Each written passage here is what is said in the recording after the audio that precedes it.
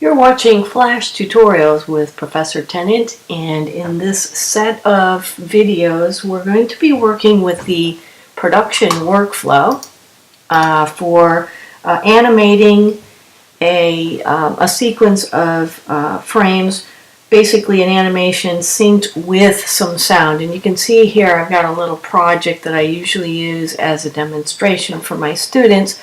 I've got a little bit of sound here, and it has a nice beat to it, and you can dance to it. Anyway, so you can see here that I've already prepared this, and whatever project you're working on, usually I have students do a kinetic typography type of project. So you have to sync it, and you would have a project prepared like this. So with Flash, to produce the end result, or a deliverable, so as we call it, there are different things that you can produce. And if you've been working along in Flash already, you know that when you test your movie with the test, you can create a quick SWF file format just to test it out. Now you can see here I've got the animation, and it's got kind of a light and dark. You know, it's flashing light and dark, and that's built in. So I wanted to talk about that too, because best practices, we need to be aware of a couple of things when we're doing actually an animation where we're just producing a video and not an interactive piece.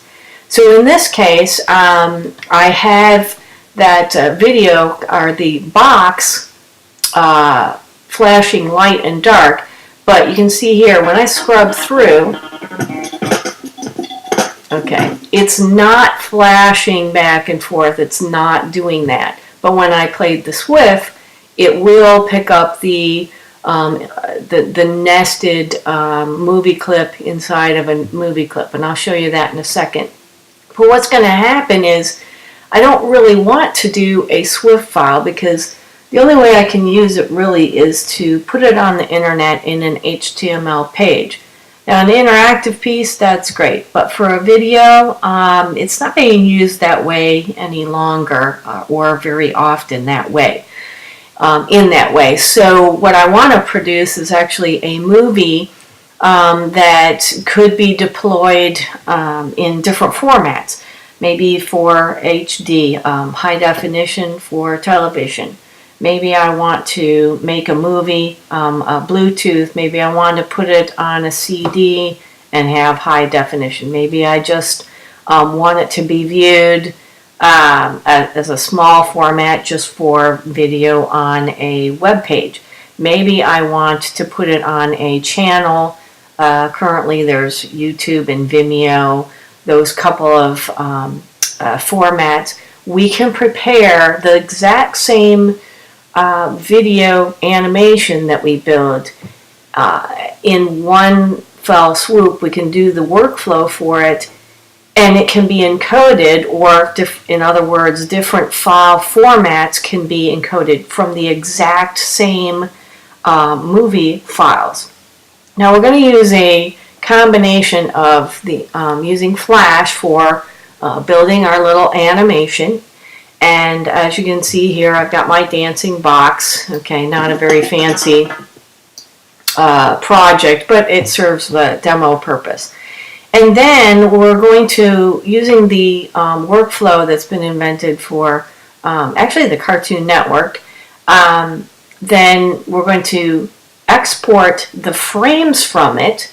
And yeah, we do have the sound, but it's not going to include the sound when we export.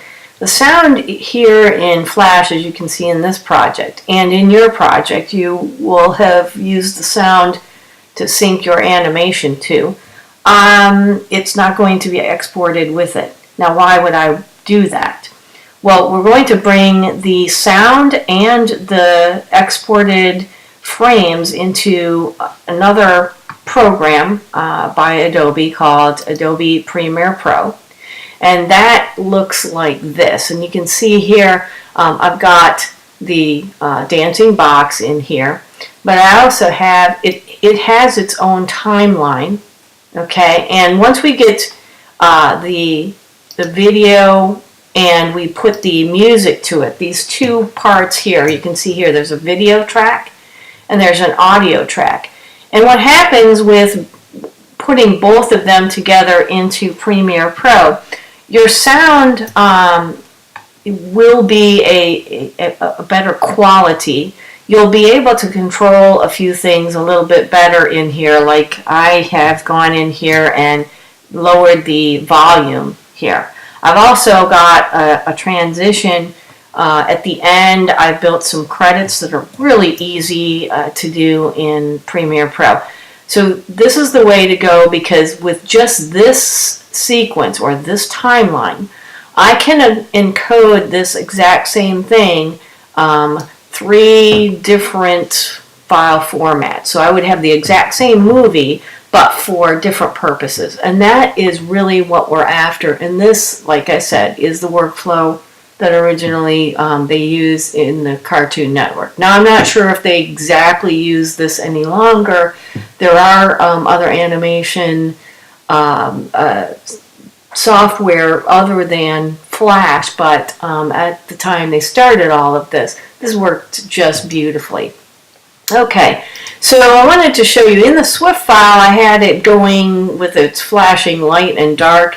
Well, that's because this movie clip right here, which actually you can see here by clicking on my square, it's an instance of something in the library. It's the dancing square